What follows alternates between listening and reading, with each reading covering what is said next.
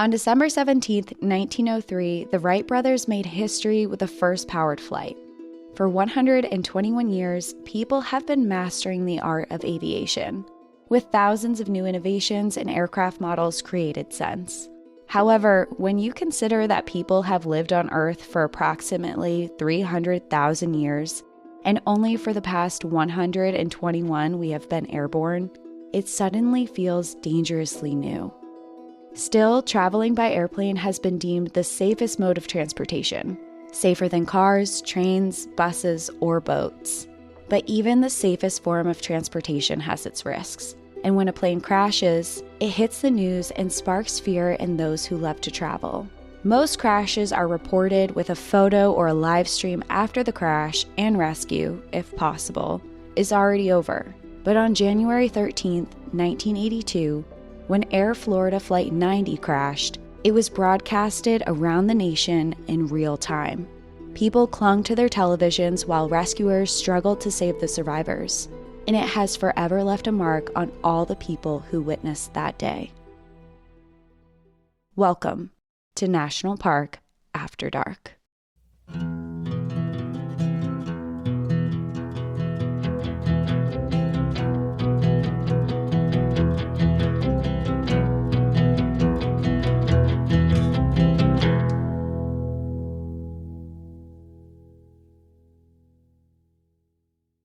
I'm sorry, did you say the 13th? Yes. Of January, not February. We're recording on February 13th right now. I'm like, you've done it again. Another anniversary. It's close, though. It is very close. And thank God I'm not the one doing a plane crash, and it's you. Yes, thank God. Thank God. I can just hear it and not have to toss and turn all night with the research in my mind. So I'm so sorry for you. But you've talked about this for the last couple weeks, so I'm really excited to hear it all come together. And I know it's going to be a difficult one. So yes, there's that. This is definitely a difficult episode, and I have recently gotten more of a fear of flying over the past couple of years. I'm not overtly terrified when we're in the air or anything, but I mean, you've flown with me many times. I don't love it.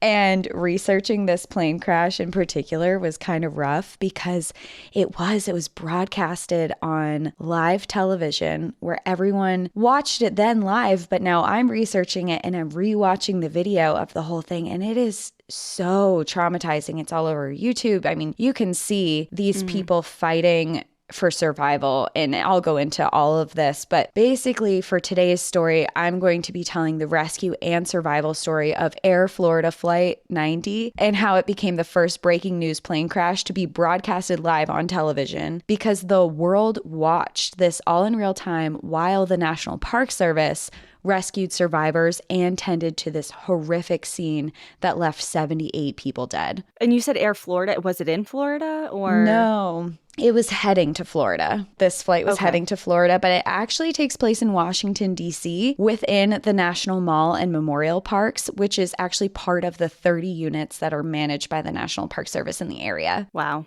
Okay. Yeah. Right. Directly, we're not going to a national park that we usually think of when we're heading to the bigger, beautiful places, but we're going to more of the historical parks, and it's very, very much a National Park Service story. I mean, the whole response team, not the whole response team, but major response personnel in this was part of the National Park Service. And I wanted to point this out too with Washington, D.C. in particular, because I think that not a lot of people realize that a large portion of Washington, D.C. is actually designated national parkland and is managed by the National Park Service. So some of the sites that are part of the National Mall and Memorial Parks are things that probably everyone listening will recognize. There's the Washington Monument, the Ford's Theater where Lincoln was assassinated, the Thomas Jefferson Memorial, the Lincoln Memorial, and the World War II Memorial. So that's kind of like that whole middle area where you can walk. You can walk to all of it. And a lot of people tour over there.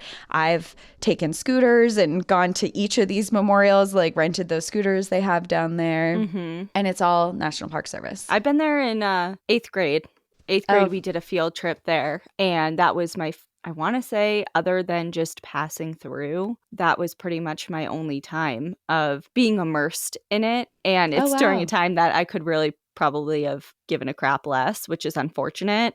Yeah. Because now it would be so thrilling to go. And I visited a friend. I have one friend that, and I feel like a lot of people have this type of friend that you talk to once every 5 years, and it's like you just pick up right where you left off. His name's Chad, and we met in sophomore year of high school during a class called Walking for Wellness. And that sounds like a nice class. You just walked around. That's all you did. This sounds you lovely. Just walked for wellness, I guess. And walking is good for you. Yeah. And like he's involved in the government somehow. I never really figured out what he does, but he's been all over the place and like all over the country, Hawaii, like just living in all these different places. And every once in a while, we'll just text each other and be like, hey, what are you doing? Do you want to hang out? And like, we'll just like get meet together. Up somewhere. Yeah. And the last time I did that, he was living in DC. So that was the last time I was there, but we weren't walking the National Mall. You know what I mean? Yeah. So, it's mistake, because huge huge mistake. Huge mistake. We should do a trip here one time because there is just so much history. And when I've been to this area several times. I have friends that live down there, and I've done the trip down there myself. But they have so many museums in Washington D.C. that I would love to go to, and I feel like you would really like to. The big Natural History Museum would be amazing, and yeah, it's just a cool area, chock full of stuff that we both enjoy. So I don't know what we're doing not going there, but yeah, we'll figure it out. We gotta add it. Yeah, we'll get there at some point for sure. So this happened in the National Mall area and Memorial Parks area. So included in this is this area, but it also includes some of the surrounding areas from the West and East Potomac parks. So the Potomac River goes through the DC area, and there's national parks, sites, and services along this river as well. And it extends there. The National Mall itself stretches west from the foot of Capitol Hill at Ulysses S. Grant Memorial to encompass the original mall area all the way to 14th Street. It includes the Washington Monument Grounds, the Tidal Basin area, and the West Potomac Park before ending at the Watergate steps behind the Lincoln Memorial. So it has this really extensive area, and because it's such an extensive area within this big part of Washington, D.C., it also has several metro stations provided there that are readily available to access the National Mall and Memorial Park, so you don't have to walk around all of these. And when Air Florida Flight 90 crashed, it crashed into the 14th Street Bridge, which is directly part of the National Park Service grounds. Okay. And when you look at videos and see photos of the crash site, you can see the memorials in the back. Like you can see the Washington Memorial from the pictures. So it's very, very close. And to also give reference for location for people who are listening who may have been to the area, when Air Florida Flight 90 crashed into the 14th Street Bridge, which is on the Potomac River, it was only 2 kilometers or 1.24 miles from the White House. Oh, and they were just a couple minutes from the Pentagon. So they're like very much downtown DC. The 14th Street Bridge itself and the Potomac River the plane was submerged in is also all part of the national park and is managed by the National Park Service. A long-winded way to say that this is a national park. I know. It's like we always, I feel like, I don't know where this weird pressure comes from because not one single person has ever said anything to us about a story not being connected enough. And like we stress about it a lot for no reason. I know it doesn't look like a national park, and I know it's weird and it's in a city, but I swear it's a national park. You can look it up. I did a lot of research to make sure. But what makes this interesting is because this is an urban National Park Service unit, there's also a special unit that's employed here, and they are the United States Park Police. And they are sent out to patrol and respond to incidents within the park. They patrol on foot, via horseback, cars, and aviation. And there's only a couple locations where the United States Park Police exist, and I forget all of them, but one of them was San Francisco with the Golden Gate Bridge because it's such an urban area. Here, this police force are there for crimes that are committed within the park, car crashes, rescues, Protests are a really big thing, especially in DC with the White House and all the memorials there. They're also charged with protecting national icons and monuments. So a huge part of their job is to protect all those memorials down there. In Washington, D.C., they work directly with the intelligence and counterterrorism branch, Homeland Security, Special Forces units, and more. They are equipped and trained to handle all emergencies. And although they could never have predicted what would have happened that fateful winter day in January, they were prepared and trained for all types of situations.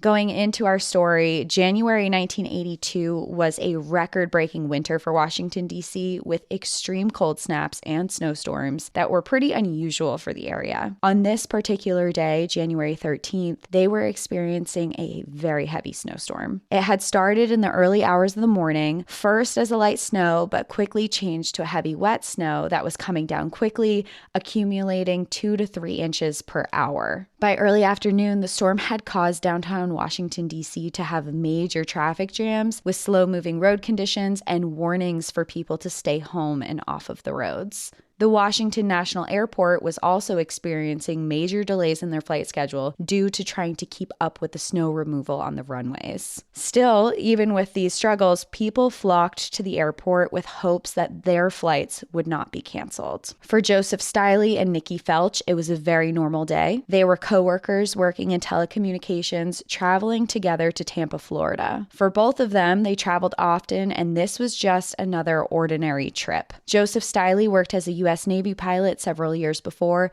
and was very familiar with planes. They arrived at the airport and awaited boarding on Air Flight Florida 90. Priscilla Tirado, her husband Jose, and their 2-month-old baby arrived that morning, excited to begin a new chapter of their lives. They were officially moving to Florida because of a promising job in construction that Jose had waiting for him there. Bert Hamilton waited for the announcement to board Air Florida Flight 90 at Gate 12 of the airport with 7 of his other colleagues for a work trip. Arlen D. Williams Jr. would be on Flight 90 that day. He was based out of Atlanta, working as an Atlanta Federal Bank examiner. Back in Atlanta, he had a new fiance, a son, and a daughter waiting for him. He was an avid adventurer and national park enthusiast. Every summer, they would head to the Smoky Mountains National Park to camp, hike, and bike as a family. At the time of the flight, he had been on a work trip to Tampa when some matters came up in D.C. He flew there for a very brief amount of time for some meetings and now was at the airport waiting to get back down to Florida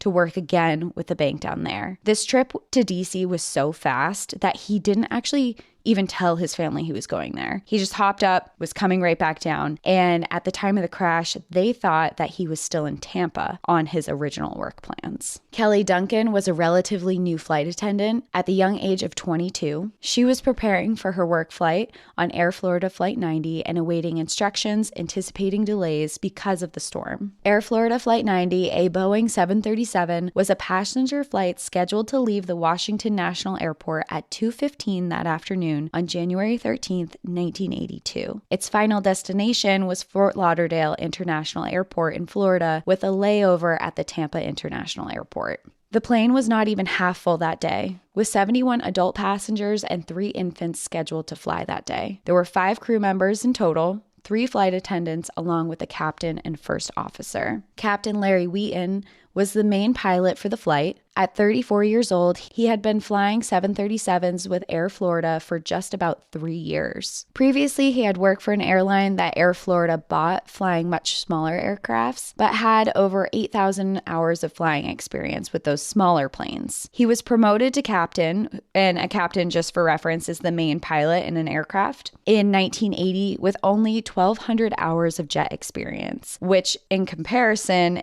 to other pilots is much less than major aircraft carriers usually have. Usually pilots spend an average of 14 years as a first officer, which is the second pilot in command, before being promoted to that position. So he only had 1,200 hours of flying experience and he was already a captain. First Officer Roger Pettit had a lot of experience flying, but not on Boeing 737s. He had worked in the military flying F-15s, which are fighter jets, where he had 3,350 hours of flying. He had 992 hours of flying a Boeing 737, which wasn't abnormal for a first officer, but it does highlight that he was pretty new in this field of flying these planes. That day, the snow was falling so hard that the airport was having a hard time keeping up with the amount of snowfall. At 1:38, just before boarding began for Flight 90, the airport decided to completely shut down for snow removal. Flight 90 was delayed, but not by too long. At 2 p.m., passengers started boarding the plane, only 20 minutes later than scheduled. As the passengers boarded, the snow continued to fall outside, and the airport was struggling to keep up with the snow removal still. It took longer than expected, and Flight 90 was further delayed, now with all of the passengers on board, watching the snow accumulate on the wings of the plane. But they just had to sit there and wait for the okay to leave the gate. Flight 90 was not the only flight delayed that day. All flights at the time were ordered to stay on the ground until the airport reopened, which was scheduled for 2:30 but lasted until 2:53 p.m. While they waited, the captain initially asked the de-icing crew on the ground to de-ice the plane just before the airport was scheduled to reopen. He wanted to be able to get first priority on the runway to be able to take off first. So he basically said, hey, let's start de-icing this preemptively so I can just get out there. The crew began de-icing measures on both wings of the plane. The de-icing was ultimately halted when they discovered the airport would not be opening on the time that they thought, and they discovered that he did not have priority to leave first anyway, that he was going to have to wait for other planes in front of him before he could go. Around 2:50 p.m., the de-icing of the plane resumed, but there were already problems underway that no one would realize until later. In these days, in snow and ice storms, planes were de-iced using heated water and an anti-ice coat of glycol and water that was also heated. The mixture of how much of each is dependent on the temperatures outside, and in a miscommunication error, the formula used was for 28 degrees or -2 degrees Celsius, but the actual temperature was 24 degrees or 4 degrees Celsius. So right out the gate, there was a mistake made where they were not de-icing the plane at the temperature that they were supposed to be. De-icing was completed at 3:15 p.m. and a tug vehicle was standing by to push Flight 90 from the gate. But shortly after permission was granted to depart, they found themselves with another delay. With the snow and ice on the ground, the weight of the aircraft, the tug vehicle was not able to help the plane move from the gate and they were stuck. When this did not work, the captain radioed suggesting using reverse thrust to help the plane move from the gate. And to explain exactly what this is, because I'm not an expert on planes by any means at all, I took an excerpt from an article on an aviation school's website explaining what reverse thrust is and if it should be used. Okay. And this is direct quote. It says, airplanes are meant to go forwards. This is part of the reason why the pushback tractors are used. However, there is another way airplanes can go backwards. This can be done with thrust reversers. This procedure can also be referred to as a power back. To power back, the thrust reversers in the turbine engines are used to direct air forward instead of backward. This technique is also used to help planes slow down more quickly after landing. Unfortunately, there are some major downsides to using thrust reversers. In fact, many aircrafts are banned from doing this at all when they are at their gate. The large blast of air caused by the thrust reversers can cause debris to go flying. This could damage the aircraft itself or others nearby and be dangerous for ground crew. Foreign object debris is already something airports struggle against. Any item, no matter how small, that gets stuck in the engine can cause catastrophic damage. After the captain suggested using the reverse thrust, the crew radioed back and explained that this was not permitted within the airline policy. For whatever reason, though, that we're not sure of, following this response, for a period of 30 to 90 seconds, personnel on the ground observed the plane using the reverse thrust. The effort proved to not be successful in moving the plane at all, and they had to kind of start from scratch because the captain did this for we're not sure why. Unknown reasons. Yeah. Unknown reasons why he decided to go forward with it. But because he did, they had to do another inspection of the plane to conduct that there was no debris or ice on the engine or the wings because of him doing this. And the person who inspected it concluded at the time that there was not any extra debris and cleared the plane. A second tug vehicle was brought in to help move the plane, and at 3:35, they were finally pushed back from gate 12. And by this time, it was about an hour and 20 minutes since their original flight time. While the captain and first officer went through their pre-flight checklist, they had a discussion about the ice on the plane. The first officer was in particular concerned about the amount of ice that had built up on the plane and made comments that the plane had not been de-iced in a while since their other delays. So they were de-iced, then they struggled to get out. They had to have the tug vehicles come in. It's been like 20 or so, 30 minutes or so since they've been de-iced. And part of the de-icing procedure is really important because having ice on the wings of the plane can severely change how the plane can fly. So they need to do that as soon as possible before flight. There can't be any delay in between.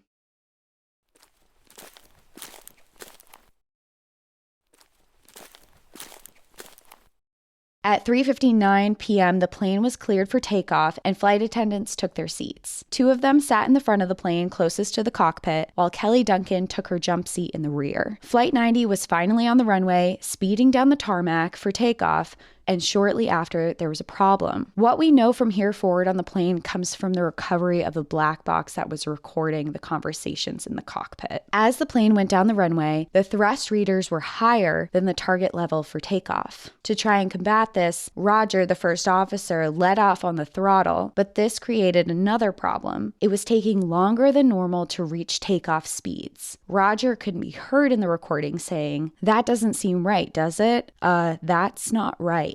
And the captain responds that everything's fine and that it is. Joe Stiley, who's seated towards the back of the plane and was a pilot himself, was watching out the window with this awful feeling. He recognizes that they were not traveling at the normal speed, and he got this dreaded feeling that he should have never gotten on this plane. Despite the issues, the pilots proceed, and the plane finally reaches takeoff speeds and they go into the air. Within seconds, the nose of the plane pitches upward sharply and the whole plane begins to shake. In the cockpit, alarms start going off, warning the pilots that the plane was in danger of stalling. Because of the nose position, it created too much drag for the plane to gain the speed it needed to. And if the plane doesn't reach the speeds that it needs to, it will stall and drop from the air. Captain Larry Wheaton ordered Roger to drop the nose of the plane, but not too far so it could continue to climb. In the 12 seconds that they had been in the air, they had traveled 1 kilometer and were climbing over DC towards the 14th Street Bridge over the Potomac River. The 14th Street Bridge at the time was at a standstill in traffic. The heavy snow and limited snow removal resources of the area had left commuters struggling to drive on the roads. Marion Grant Jr., a construction worker on the bridge who was on his way to work,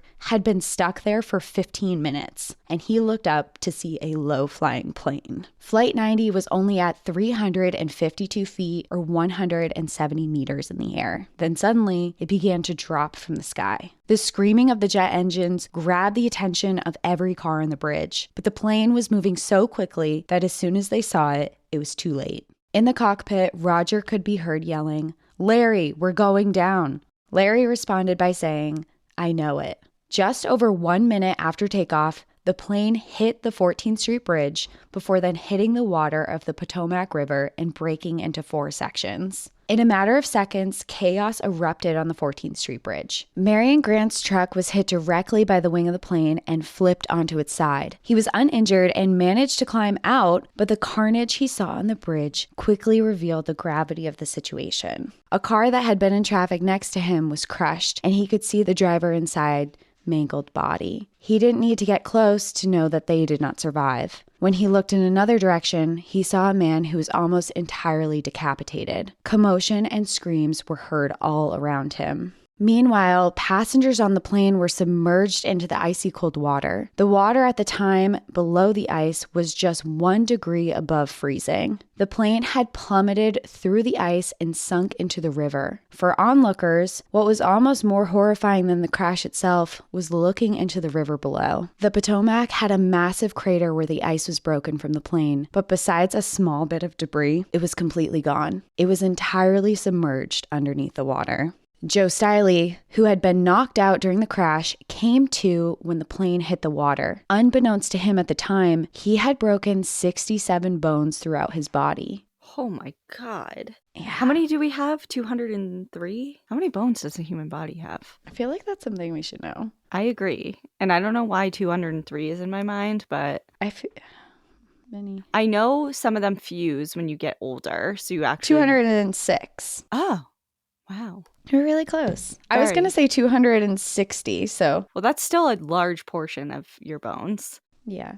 Yeah, 67 is a lot of bones to break. Oh, yeah.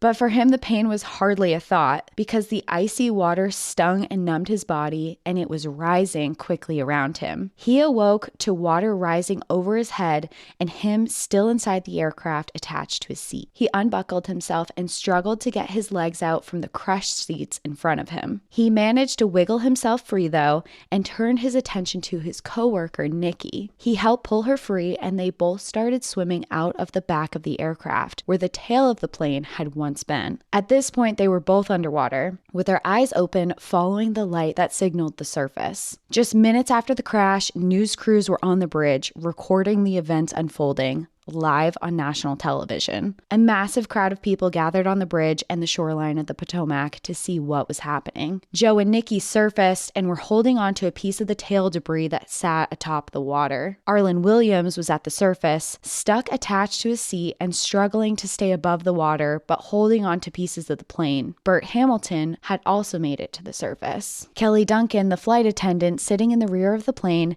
had blacked out on impact. She awoke in freezing cold waters, so cold it felt like she was being stabbed with 1,000 knives. In a panic, she swam until she reached the surface. She held onto the wreckage, gasping for air and screaming for help. The human body can only withstand being in water temperatures as cold as these for about 30 minutes, and after only a few minutes, the cold will cause the freezing of muscles and limbs and make it difficult to move. Priscilla Torrado had surfaced from the water as well. Her husband and 2-month-old baby were nowhere to be found. She could be seen from the bridge and was live streamed on camera screaming for help. She could be heard calling for her baby, while she too was holding onto debris of the plane to keep her afloat.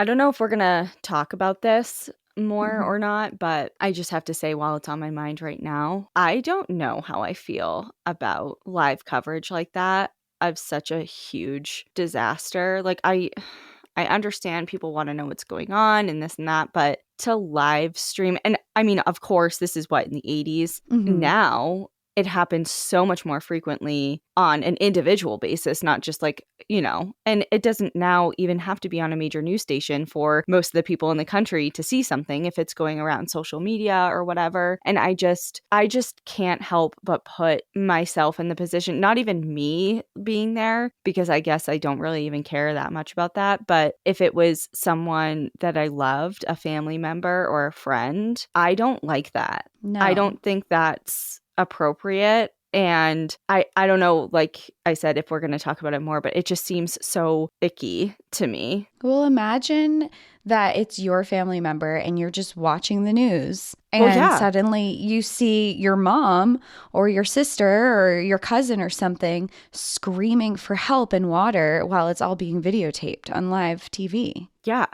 Well, that's the thing. I don't know. Like, I know there's a place for news broadcasts and that's how information is spread and we get to know what's going on in the world. But at the same time, I feel like there's a respect boundary that's so often crossed when it comes to disasters of any kind, whether they be like a aviation accident, a natural disaster, just different things like that. I mean, it's hard. Yeah, I agree. I think that there's a time and a place for things. And I think that there's something to be said about having stuff recorded, especially in an instance like this where there's so many things that happen, to be able to go back and look at it and maybe even take, I mean, it will go into it, but there's a huge rescue effort for these people. And for rescue personnel, this could be a good training thing later in life to be like, let's examine or investigate, to be able to investigate things that were going on, to understand. But to put it on such a public platform and live when you don't know what the outcome's going to be, it's just, I agree. There's no filtration. There's right. not like, hey, we're going to broadcast this even an hour later once we know more. It's just as it's unfolding, it's just wild. Mm-hmm. And there's thousands, maybe millions of people tuning in. And I feel so out of touch by saying this, but I have not watched the news in years. Like, I don't watch the news. You know, like, obviously I read the news and I follow big events and things like that. But as far as an actual news station, I haven't like tuned in on cable television and watched live in years. So I don't know if that's like common practice for things to be broadcasted live. I feel like it's not, right? Or I mean, things are live streamed. People go to events and situations that are unfolding at the time. I mean, that's not, but I think it's uncommon for full rescue efforts to be fully recorded. Or like a live like if there's a shooting, and I hate to bring that as an example, but it's unfortunately something that we see a lot in the United States, like a live unfolding of events. There's usually barriers that police put up, and news personnel can only get so close. So they can live stream and broadcast, but they're not on scene. Like this story.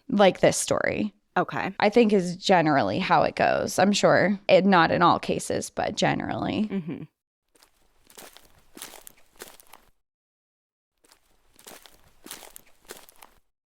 Within minutes, rescue personnel were on site. The U.S. Park Police and rescue teams employed by the National Park Service arrived with ambulances, fire trucks, and boats to get out to the water. News crews and onlookers watched as they inflated their rafts and geared up to get into the water, but they watched as crews struggled to gain any distance. Their boats couldn't move through the thick chunks of ice. At 4:06 p.m., the U.S. Park Police Aviation Unit received a call just 6 minutes after the crash. They were requesting urgently to send them to the scene to help in the rescue efforts. Despite the snow conditions and poor visibility, they rushed into their helicopter and took off for the site. Despite all the rescue teams on site, they were actually poorly equipped for this disaster. They had lots of training, they knew how to handle things, but as far as actual equipment went, they didn't have exactly what they needed. The helicopter wasn't equipped for big rescues. The fire trucks did not have anything to reach down into the water to try and get to these people, and the boats couldn't get to them, period. Bystanders grabbed ropes from their cars and tried to attempt to throw them to people in the water, but the ropes weren't long enough. The Potomac it's a huge river. It's not just a small, I mean, the whole plane was submerged, which shows how big this river is. So, but bystanders were literally throwing ropes in, trying to pull people in. One bystander, Roger Olean, tied a rope around his waist and attempted to swim out to the people to try and get them. But the rope he had wasn't long enough, and the water was so cold that his muscles froze up, and he actually had to be dragged back in by the rope when he almost started drowning himself. Kelly Duncan had managed to grab a life jacket before resurfacing after the crash, and with the help of another person, she ripped open the packaging that it was in, and she actually gave it to Nikki because Nikki had several broken bones on the right side of her body, and she was really struggling to keep herself afloat. She couldn't hold on to the debris. She was really, really struggling. So she actually handed the life jacket to her. Priscilla Tirado was heart-wrenchingly screaming for someone to find her 2-month-old son, Jason. Arland could only keep his face just out of the water because remember, he's still strapped to his seat just barely above the surface. Other survivors tried to help him, but he was strapped to his seat and his seatbelt was stuck. And after several attempts, they failed to free him and they had to just wait for rescue personnel to get there. So they're all together. They're all freezing. They all can barely move. They're all trying to help each other the best they can while there's hundreds of people surrounding them just off the shoreline that can't get to them. Yeah, helpless. What are you going to do? Yeah. By 4:22 p.m., rescue attempts had been futile. Millions of people around the country had tuned into the news channel, glued to their TVs, awaiting their rescue. The survivors had been in the water for 21 minutes and had gotten so cold that their arms and legs weren't working properly. It was difficult to hold on to the debris and to swim, and they were all struggling to stay above water. Finally, the park police helicopter came into view and was the first sign of hope for the 6 people who were in the water. Rescuers saw immediately the dire situation that had unfolded, and they knew that every moment counted in getting them out of that water. Without proper equipment for them either, they had to make a makeshift rescue rope attached to a life ring for survivors to hold on to. They threw the life ring towards them, offering it to Arlen first, who waved the rope away from him, indicating to give it to someone else first. The first one to grab a hold of it was Bert Hamilton. Once he had a strong grasp on the rope, the helicopter slowly hovered to the shore until he was in reach of paramedics who grabbed him and immediately administered first aid. Next, they offered the life ring again to Arlen, who again waved the rope away, pointing for another survivor to grab a hold of it. Kelly Duncan managed to grab onto the life ring and held on as tightly as she could until she felt her feet touch the ground. And I'll say all of this is on video. You can watch them pulling all of these people out of the water. Wow. Knowing that time was of the essence, they dropped 2 life ropes into the water with hopes to speed up the recovery. Again, Arlen passed on the opportunity to get out of the water, allowing others to go before him. Joe Stiley grabbed one of them while also wrapping his arm around Priscilla Torrado. The second rope, Joe's coworker Nikki was able to grab initially, but she was too injured and too weak to hold on to it. Her life jacket kept her afloat, but she wasn't able to hold on. Joe attempted to hold on to Priscilla, but he couldn't. He didn't know it at the time, but all of his fingers were broken, along with several in his arms and shoulders, making it difficult to keep a grasp on her. Somehow, he did manage to cling to the rope while the helicopter was able to drag him to shore. Priscilla was now struggling in the water. She was screaming for help while hundreds of onlookers watched from the shore and millions watched from the comfort of their homes. Not only was she struggling from injuries, the cold, and exhaustion, but she had been temporarily blinded by the aviation fuel and could not see anything. So when she opened her eyes underwater, the fuel had gotten into her eyes, and she was just blindly screaming for help.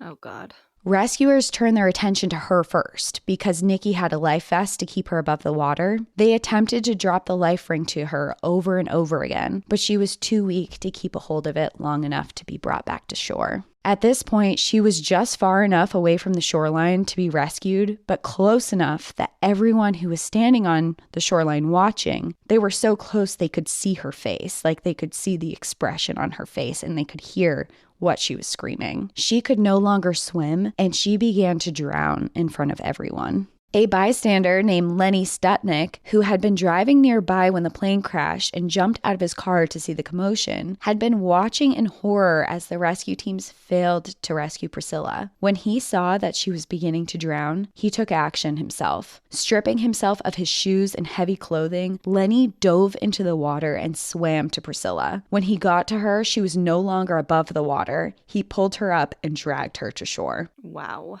This is also all on tape. Like, you can watch this on YouTube, him rescuing her. What an act of bravery. Yeah. And he says in one of the interviews, he was just like, I didn't think about it. I just did it. I saw it. They weren't rescuing her. She was bobbing up and down underwater. She couldn't stay afloat. She was about to die. What else was I supposed to do? And he just jumped in. After that, the helicopter crew turned their efforts to Nikki, throwing her the life ring to hold on to. But she was still too weak to grab onto it. Instead, the helicopter lowered itself as close to the water as it could without going in, and a paramedic on board climbed out onto the skid of the aircraft. Standing on the skid, he grabbed Nikki by her life jacket and hoisted her up onto it, where he held her on it until the helicopter could drop her off on the shoreline, which I think just shows the skill of the paramedic and also the pilot to be able to hover that close to the water. I mean, they're inches from the water, and he picks her up and puts her on. And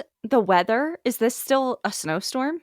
Yeah. It's still, like, it looks like it calms down at this point. Like, it's not actively, like dumping huge snow, coming down snow, but the visibility is not great. Yeah. I mean, it's even on a perfectly cloudless day. That's amazing. Mm-hmm. Yeah, it's just like everyone who's involved in this rescue is just they were thinking on their feet. I mean, they're throwing these makeshift life rings. They're flying the helicopter like the feet to the shore, dragging people behind them. Like it's just utter chaos. And after they get Nikki, there's only one person left, and that's Arland. So they returned to where the debris was, where Arland had his hand up and he had passed every time that they had offered him the rope. But it was too late. He was no longer seen above the water, and he had disappeared entirely. Oh no. Oh no, no, no.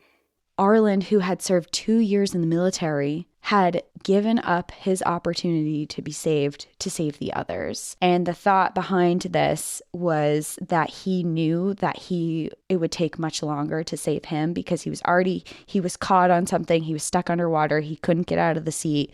He couldn't be dragged by the rope. And he knew that if they took too much time on him, that other people might not make it.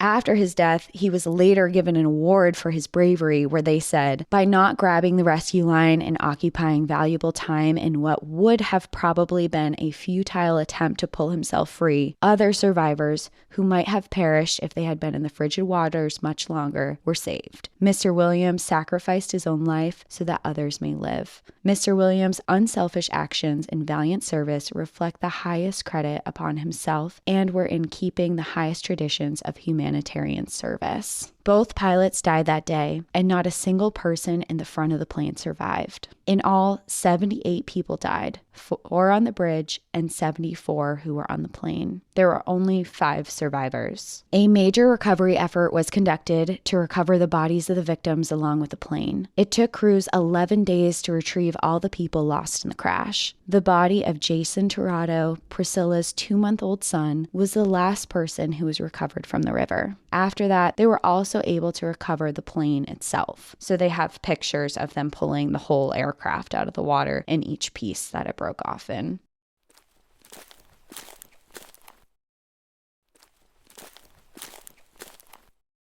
After the crash, a major investigation was launched into the cause of it. There were many other flights that departed that day from the same airport who had no issues. The cause of the crash was found to be a combination of several things, all of which were avoidable. They found that the main cause of the crash was pilot error and due to ice on the wings. The plane had gone too long before another de-icing when they had taken off. Also, his decision to use the thrust reverses spread ice onto the nose of the plane and other areas, interrupting its ability to fly. And they discovered this partially from camera footage that was taken from the airport after of the plane, like while they were still at the gate. There was also a huge mistake made when the plane indicated that there were issues on the runway, and the pilot continued to take off regardless of the first officer's concerns.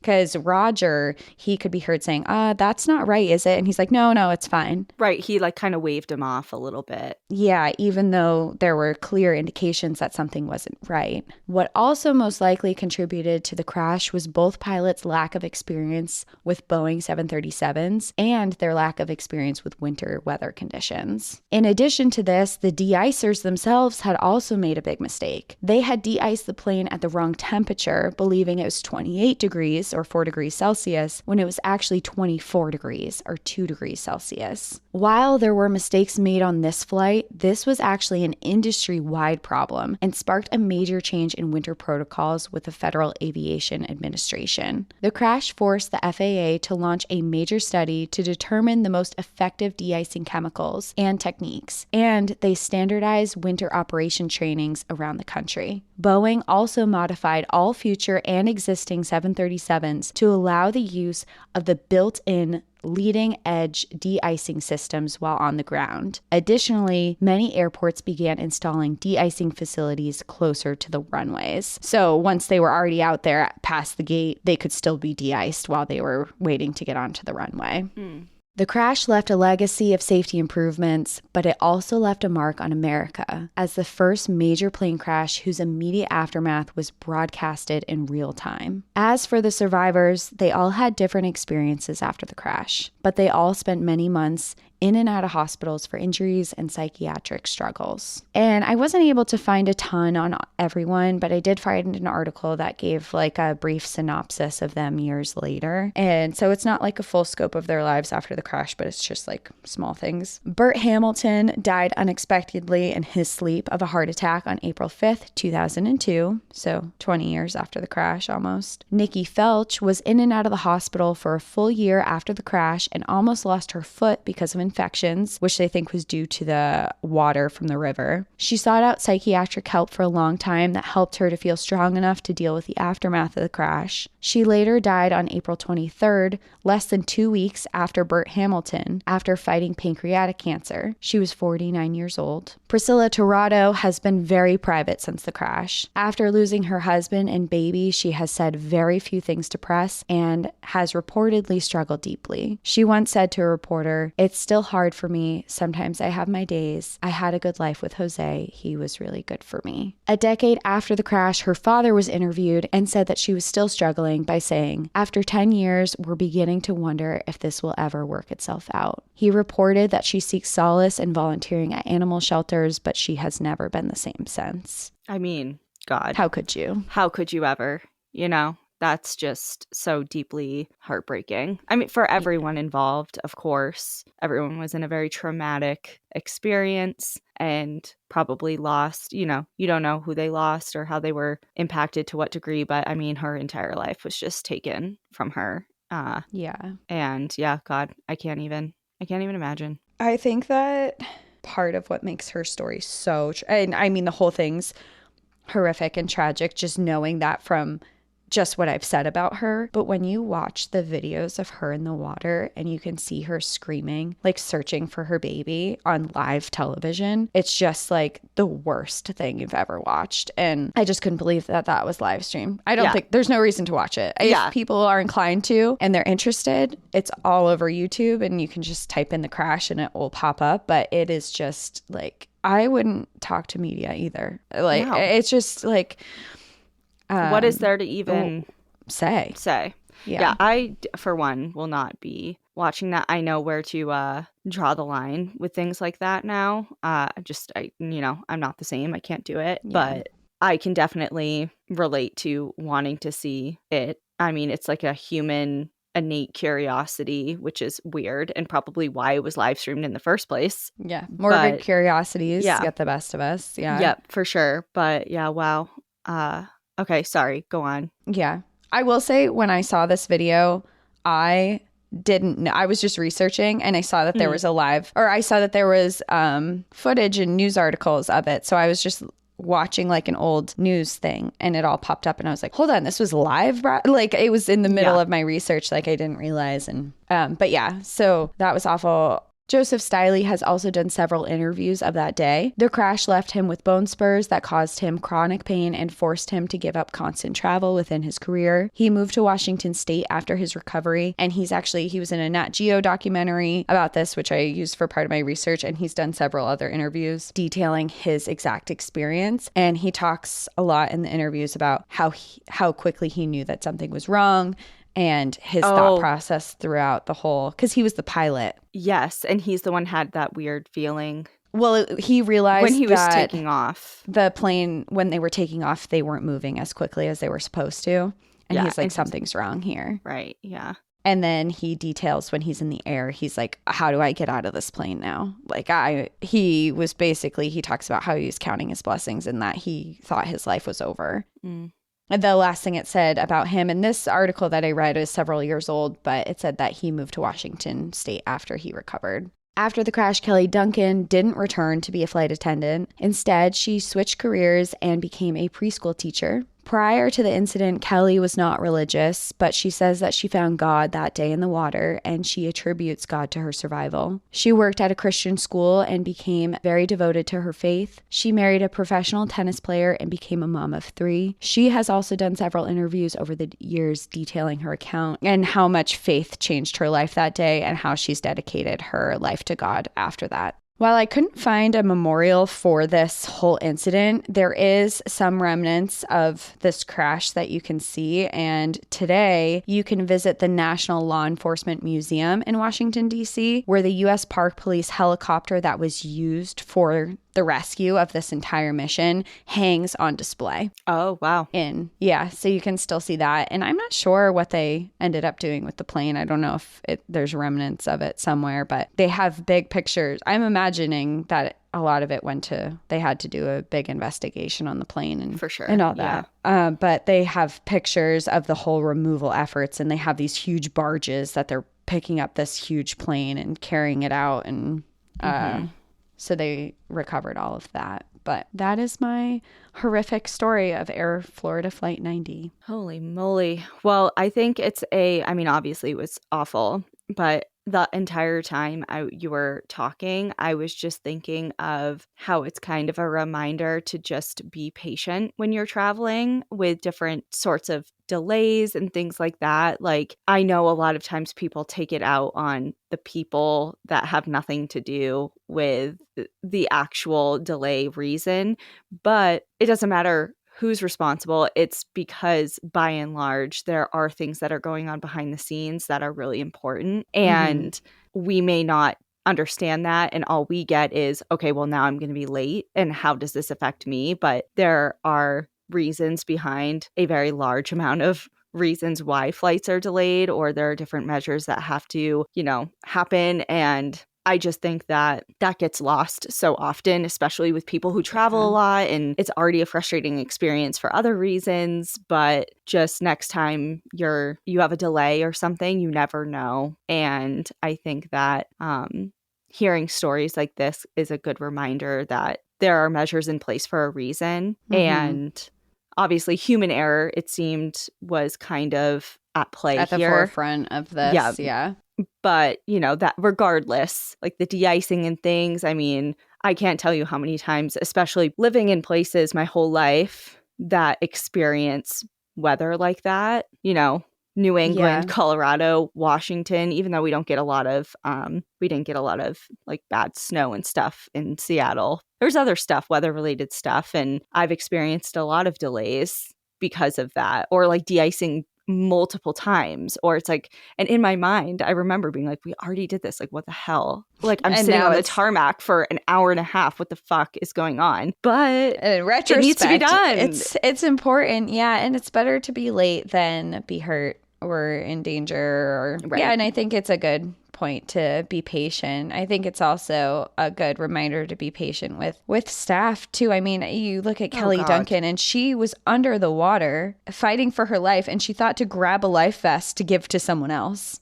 Right. There's these people that are helping you and are trained. And that was part of her, I don't think that specifically was probably not part of her training, but she was trained to know that information to grab a life vest in a situation. And because of that, she saved Nikki's life. She would have drowned easily, it sounds like, and looks like, based on the footage too. So flight attendants are there not to give you sun chips. They're there to while appreciated, help you. Very appreciated. Although sun chip bags should be larger on planes. And the sun chips itself, but that's not the flight attendant's That's not the point. Fault, and don't take it out on them. Right. They are not the manufacturers of sun chips.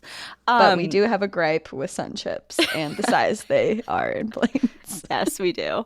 But yeah, they're there to save your life and help you, and they're not just a concierge service. And I mean, hopefully that will be the extent of your interactions with them, because that means everything's going smoothly and there's no need for them to jump in and save your life. But yeah, again, another thing that gets so lost, it's just, I think that flight attendants are often looked as servers, in the same level as a server. And it's just so much more than that, because they're making sure you're comfortable, but they're also trained in life-saving measures on a plane. Like if you start having a heart attack, that flight attendant is going to be the person who is coming to you first to help out and do something. And there's just so many things that flight attendants do best behind the scenes, and the whole staff. I mean, the pilots, everything. It's a whole team that's working. And I think that it just goes so smoothly that when we're on planes, we forget that. And right. Yeah. because everything it's like a well-oiled machine most of the time. And another last thing about flight attendants, I don't know why I'm like on the soapbox right now, but another thing about them is I think just going back to what you were saying about how she grabbed the life vest, she didn't have to. It wasn't part of her. It probably wasn't in her handbook, if you're to crash into the Potomac River. Right. Yeah. But she did that because I think there's a certain level of like wanting to serve others and putting others first, and just that type of person that gets into this type of field that is kind of across the board. Like, why wouldn't she do that? Because she's that type of person. And I think pretty much every flight attendant is, because that is their job first and foremost, is to help others. And it's kind of like first responders. Like, you can be so different, but underneath it all, everyone has the same type of desire in life, and that's to be of service. And I think flight attendants aren't put in that category at first glance. Like, you wouldn't think of that. You think of firefighters, EMT. Like, I think of Al, like the type of person Al is and what he does for work. But flight attendants are in that grouping. It's just you don't see them exercise that skill often. Thankfully. But yeah, well, I feel like this is just a long-winded way to say thank you to all flight attendants and air personnel, wherever you are in the airport. If you're the person booking the flights, if you're the person handling luggage, whatever, making this go correctly, and all the way to the actual plane itself and everyone on it, a big thank you, and we appreciate you. And if you see them, be nice to them. Yeah, but anyone who's like in charge of those snacks, let's figure that out. We have a bone to pick with you. Yeah, specifically. 3 sun chips aren't enough. The size of my thumb. Like, why are they mini sun chips? So never in my life have I wanted a mini sun chip. Well, and the bag is mini, but then there's the air in it. The sun chips are mini, and then there's air in it. It's like, yes, thank you. I wanted 3 sun chips for my snack today. The size of a Cheez-It. I didn't get Cheez-Its. I got sun chips. Yeah, for a reason. And Cheez-Its are thick. Sun chips are thin. So yeah. It's a tease more than anything else. So, those memes, it's like good morning to everyone but. Yeah. Thank you to everyone but. Sun chips. Sun chips. And I guess that's where we'll leave you. So... I have a photo of me holding a sun chip in my hand on a flight. Yeah, you sent it to me. Devastated. I have it too because you sent it to me. Oh, maybe we can post that as like a little comedic relief at the end of this horrible episode. All right, that'll be on you. Okay. Well, now we'll leave this as it is, and we'll see you next week. In the meantime, enjoy the view. But watch your back. Bye, everyone. Bye.